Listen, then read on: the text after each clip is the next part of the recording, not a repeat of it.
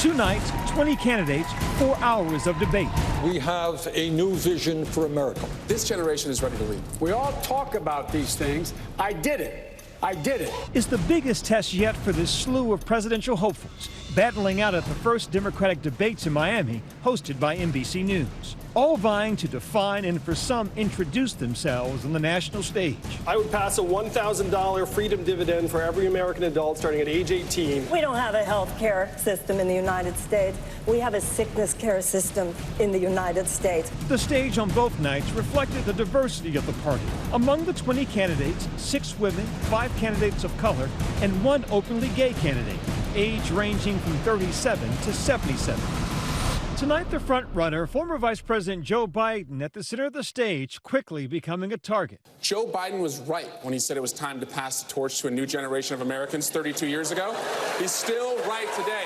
If we're going to solve the issues of automation, pass the torch. The order on stage devolving for a moment around that point. I probably ought to contribute to the generation's conversation. It's part of Joe's generation. I'm all for part of Joe's generation. California Senator Kamala Harris breaking through the crossfire. Hey, guys, you know what? America does not want to witness a food fight. They want to know how we're going to put food on their table. Yes? This night belonged to Kamala Harris. She was amazing in terms of clarifying the stakes of the race, bringing the fight to the frontrunner, Joe Biden, and doing it in highly personal ways. Senator Harris confronting Biden over his record on race, calling out Biden's recent remarks about working with segregationists in the Senate. It was hurtful to hear you talk about the reputations of 2 United States senators who built their reputations and career on the segregation of race in this country. It's a mischaracterization of my position across the board. I did not praise racist. But one point of agreement is that Donald Trump must be a one-term president. That's how we beat Trump. We expose him for the fraud that he is. If you think we're going to beat Donald Trump by just having all these plans, you got another thing coming. Because he didn't win by saying he had a plan. He won by simply saying, make America great again. But what these candidates can't seem to agree on is exactly how to defeat him. There is a battle afoot for the soul of the Democratic Party, and you see it play out with the 2 frontrunners. Joe Biden, very much the establishment wing of the party, and Bernie Sanders, very much the progressive left. But actually, it's quite a bit more complicated than even that, because you have some generational, attitudinal, ideological differences that all played out over the course of the debate. The debate we're having in our party right now is confusing, because the truth is there's a big difference between capitalism on the one hand and greed on the other. That difference in policy perhaps playing out most clearly on health care. Who here would abolish their private health insurance in favor of a government-run plan? All right. Hands, start off with. There are a lot of politicians who say, oh, it's just not possible, we just can't do it, have a lot of political reasons for this.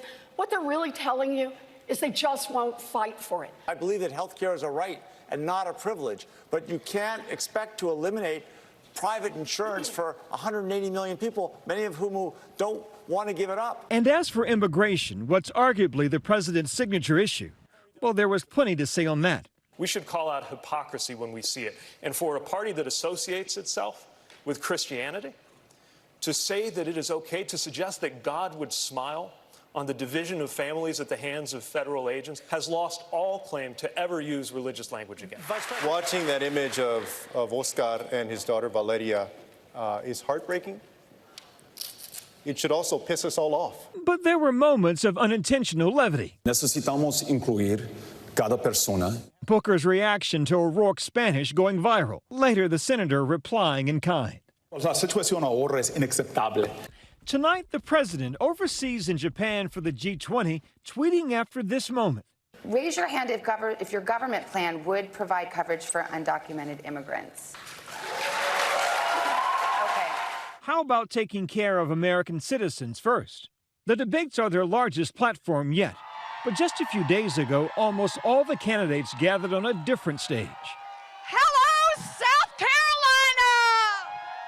South Carolina, the first southern state to vote in the primary. How's everybody feeling?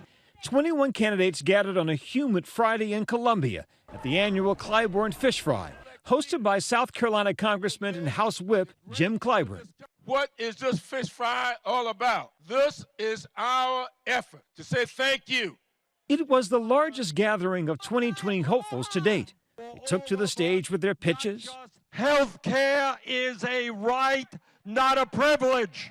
Their attacks. And we have a man in the White House right now that divides us every day. He goes after immigrants. He goes after people of color. And even their dad jokes. Let's not flounder. Let's get out there and kick some bass. All right. More than 7,000 South Carolinians showed up to the free event, and volunteers facing off. I am a Warren Democrat. I am a Warren Democrat. Voters came out to meet the candidates and for the famous fried fish. Over 4,400 pounds of whiting were served and almost 7,000 slices of white bread. I really just, want to see the candidates, the fun, the fellowship. The fish is delicious. On this night, Erica Jackson is undecided. She's not a fan of the big pool of candidates.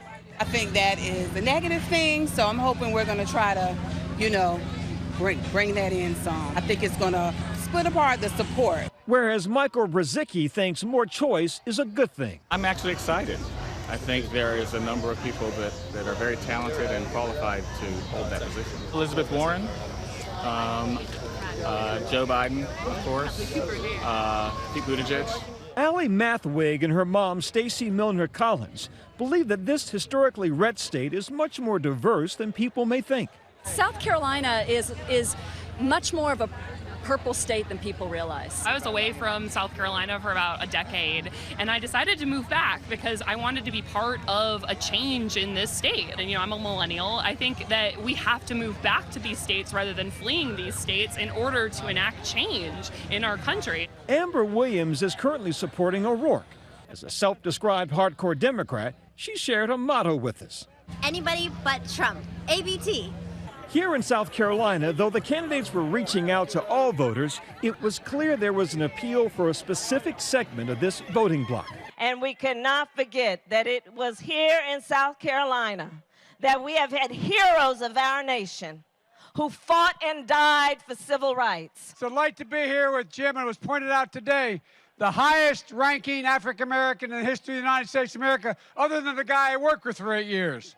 Thank you, ma'am. Thank you. We caught up with Jamie Harrison. He's a former chair of the South Carolina Democratic Party and running for Senate to unseat Lindsey Graham. We have seen over the last few elections that the winner of the South Carolina primary is the eventual nominee of the party. He tells us that 60% of Democrats in South Carolina are African American.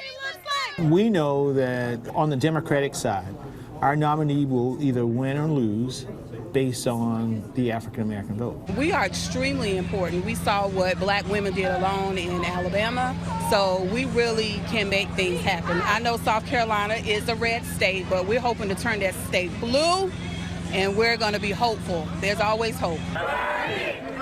It's a special kind of optimism that lingers here in the Palmetto State.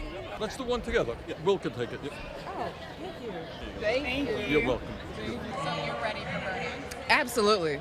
I've been feeling the burn since years, okay? Yeah, absolutely. For these Democratic voters, and certainly the people running, there's a deep-seated hope that change is on the way. Be sure to follow continuing 2020 campaign coverage on abcnews.com. Hi, everyone. George Stephanopoulos here. Thanks for checking out the ABC News YouTube channel. If you'd like to get more videos, show highlights, and watch live event coverage, click on the right over here to subscribe to our channel. And don't forget to download the ABC News app for breaking news alerts. Thanks for watching.